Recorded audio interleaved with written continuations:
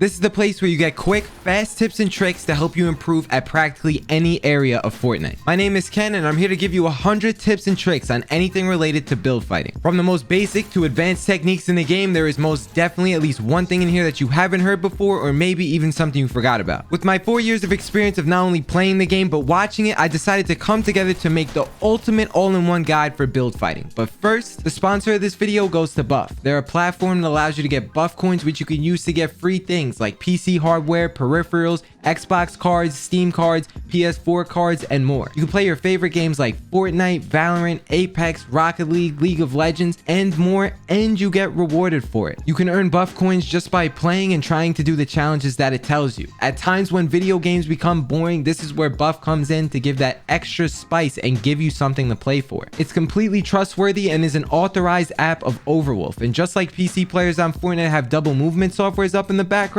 Buff does a similar thing and does not affect your gameplay. I couldn't find that one thing negative about this whole sponsor, which is exactly why I was so happy to share what they have to offer when they reached out to me. What's not to like about earning rewards while playing the games you love? Join Buff for free using the link in the description below. First up, the whole objective of build fighting is to be the first one to piece control someone so you can get shots. One of the most useful things I can give to someone when trying to build fight is to look at steep angles when trying to place walls to piece control people below you. Just know that this is one of the most useful strats that people do, especially when they're tracking people through builds. One of the most drastic changes you can make to your build fighting is to never stop moving during a fight. The more you move, the harder you are to track, and when that happens, you'll be able to get the first shot in the fight. Every player now knows how to side jump. Side jumping can be a very scary thing in build fights. Depending on when and where you do this move, it can lead to a straight up 50-50 or get you shot in the back as you're doing the side jump. Definitely go out of your way to learn the more advanced side jump so that you can have protection as you do it. If there's one thing people learn from the beginning chapters of Fortnite, in build fights, it's all about extending your piece control in front of you but not getting shot. Remember in the back of your head as you're doing this to not do piece control that leads to a 50-50. If you recently started Fortnite, build fighting can be pretty difficult, especially if you don't know how to free build in creative. Learning simplistic high ground retakes, nothing too fancy, is all you need to get kills in real games. You should always be looking to stop the fight from going to height. I never like to force myself up the height unless I know I have the health advantage. One of the best ways to block enemies from going to height is to place cones above walls. This is a prime example right here where the cone is more important to place than my stair because this move guarantees me height. Whenever you get a double ramp over someone, here's a few things to do. The move you always see FaZe Martaz do is rotate this stair, place a wall, window edit through that, and then get this nice right hand peek. Sometimes what I also do, depending on how close the player is to the wall, I rotate the stair but stay more towards the top. I shoot them, place a flat, or I place a wall to try and block their shot. You want to learn how to backtrack just like I did in this situation. I knew that he could have had the potential to make a play if I continued, so I ramped in front and then jumped up to place another flat and stair to try and get the height. Even during crisscross ramps, the same thing goes here. You don't want a full send so you can get the height. One thing I know I need to stop doing is triple editing in this situation. Every time I build fight, I gotta start doing this move right here. Not only is it a better peek, but you can also box a player from this position as well. Shout out to Martas, this is where I learned it from. One of the best ways to leave a box in a build fight is to edit out the side just like this. You want to throw your ramps over their head to block them, and then you can get height from here. One thing I started doing was running through the 200 pump map, but every single time the builds break, what I did was try and edit course people so I could feel more comfortable doing it in real games. Some of the only reasons why I win build fights is by completely reversing the direction I'm going. For example, before I actually do a side jump, what I do is pretend to jump out one way and then last second swerve my direction back the other way to try and confuse the guy above me. Take it upon yourself to become a high wall god in all your build fights. Next time you play Fortnite, just remember every single time you side jump to whip out a high wall, because I can't even begin to explain how much times this has saved me from getting shot. Build fighting a sweaty player? More than likely it's going to be pretty tough to box them. Your goal in the entire fight is to get half piece control and then try and predict them where they're going to go next. Even the sweatiest of sweatiest players can get predicted with this type of mentality. This is a perfect example of a build fight where once I had half piece control, I was completely behind cover before I went for the full box. Drill it into your brain that 50-50s when trying to go for piece control is not the wave anymore. If I'm being honest, this is one of the hardest things to get over because you always want to go for the clip. In its most simplistic form, gaining height in arena is as simple as double ramping up but looking and tracking the player as you do so. This can help you get a few chip damage shots or even get a full crack so you can get the advantage. Very common build fighting mistake. Side jumping with your back exposed is the best way to get your health destroyed in a fight. In almost any situation, doing a normal cone with a wall above it is way more safe. Try to keep that small tip in mind the next time you're in a build fight. The biggest beginner mistake when it comes to build fights is doing this retake right here. This was popular way back in the chapter 1 Days of Fort. Never should you ever start a retake in a build fight just like this. It's not supported at all, and any player could just shoot you out with a couple bullets. Switching up to the newer version of this retake looks a little something like this in my opinion. When you're in a build fight but you got the low ground, a really good peek that I get a lot in arena is trying to back up, shoot them kind of pre-fire, place a floor or place a wall to try and block them. Shoving builds in their face after you surprise them will be the best way to clean up a fight even faster.